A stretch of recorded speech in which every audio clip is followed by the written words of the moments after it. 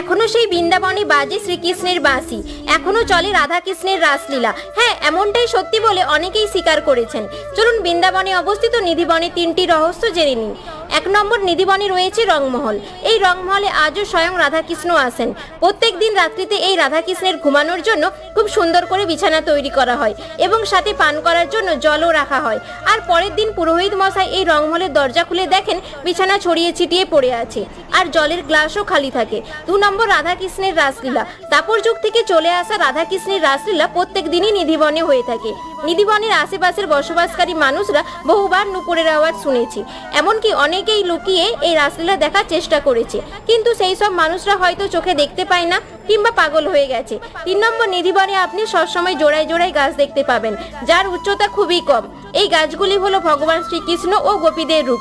নিধিবনের এই সমস্ত রহস্যগুলিকে যুক্তিবাদী মানুষরা আজও অস্বীকার